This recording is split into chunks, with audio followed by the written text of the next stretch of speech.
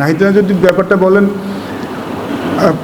আমরা যখনই কোনো প্লেয়ার সিলেক্ট করি, মানে যখন ধরেন যে কোনো player, not only Nahid Rana আছে, এখানে আমাদের তাসকিন আছে, আমাদের শরীফুল আছে, মুস্তাফিজ আছে, কিংবা তহিদিদারের কিন্তু একটা টেনিস একটা সমস্যা আছে, যেটা তিনি অনেকদিন ধরে খেলছেন। সো আমাদের কাছে একটা অ্যাসেসমেন্ট আমরা চাই, একটা অ্যাভেলিট চাই মেডিকেল ডিপার্টমেন্ট এবং কনসার্ন যারা ম্যানেজমেন্ট আছেন, যারা ওয়ার্কলোড ম্যানেজমেন্ট করে থাকেন, প্লেয়ারদের ইঞ্জুরি নিয়ে কাজ করেন, তাদের সাথে একটা আমরা রিপোর্ট নিই যে who is available, who is not.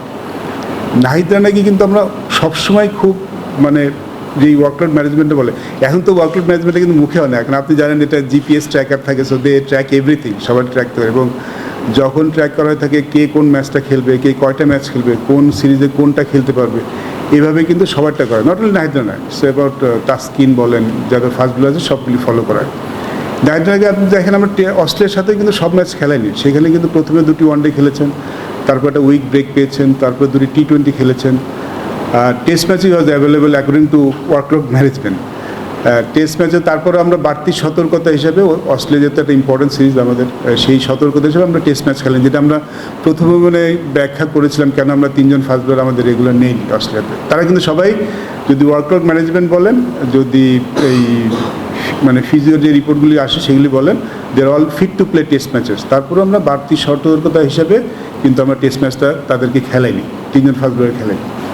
ওডিআইতে was fine, এবং যদি দেখেন ওডিআইতে সেখানেও 3টা ম্যাচে 2টি ম্যাচ খেলেছে, এবং টি-20তে একটি ম্যাচ খেলে সেকেন্ড ম্যাচ খেলে যে ব্যথা পেয়েছে। সো আমার মনে হয় এটা আনফর্চুনেট, এটা আসলে আপনি না খেলতে পারতেন ডেফিনেটলি। আমরা ওডিআই সিরিজটা আমাদের জন্য টেস্ট হিসেবে অংশ ছিল না, টেস্ট না মানে ওয়ার্ল্ড কাপের অংশ ছিল, টি-20 ছিল না, টি-20টা ওই 2 বছর পরে, সো সেখানে আমরা ব্রেক দিতে পারতাম।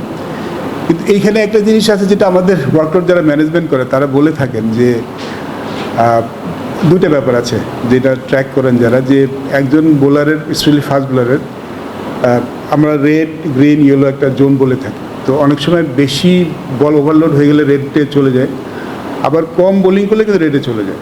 So he has to bowl enough, মানে এনাফ ওভার করে ওইখানে গ্রিন জোনে যেয়ে তারপরে আপনার টেস্ট ম্যাচ খেলতে হবে। সো তাকে কিছুটা খেলতেই হতো, মানে আপনি যদি ফাস্ট বোলার না খেলে বসে রাখেন, আমাদের যে এখন যেইটা কাজ করা সেটা বলে, সেটা কিন্তু ভালো নয় বোলার জন্য। সো একটা যে কোনো ম্যাচ খেলার আগে আপনাকে সার্টেন অ্যামাউন্ট অফ বল করে তারপরে প্রিপেয়ার হয়ে যেতে হবে। সো বেশি বল করাও মানে রিস্কি, ওভারলোড চলে যায়। আপনি কম লোড থাকেন তাহলে কিন্তু আপনি সেটাও কিন্তু রেড জোনে চলে যান। সো এই চিন্তা ভাবনাতেই করা হচ্ছে, ডেফিনেট না খেললে কিছু হতো না, বাট তাকে কিছু একটা খেলতে হতো। অ্যান্ড আনফর্চুনেট যে এইখানে যে লেগে আছে, এই লাগাটা তো অস্ট্রেলিয়াও লাগতে পারতো, কারণ আপনি fact is you played, you seen enough cricket and enough cricketers. আপনি একজন ফাস্ট বোলারের যতই চেষ্টা করেন ইঞ্জুরি মুক্ত রাখার, ফাস্ট বোলার আপনি যদি ফাস্ট বোলার হিস্ট্রি দেখেন, ইজ ডিফিকাল্ট। আপনি মিনিমাইজ করতে পারেন, বাট ফাস্ট বোলার বোলিং করবে, ইঞ্জুরি হবে না, এটা আসলে যতই আপনি চেষ্টা করেন ইজ ডিফিকাল্ট। বাট আমরা কিন্তু অনেক মেনটেন করছি, অনেক তার প্রতিটা মুহূর্ত এক্সট্রা কেয়ারও নেওয়া হচ্ছে। তারপর যদি যখন কি ইনজুর হয়ে যায় তাহলে আসলে আমি বলবো এটা দুঃখজনক আমাদের সবার জন্য আর কি।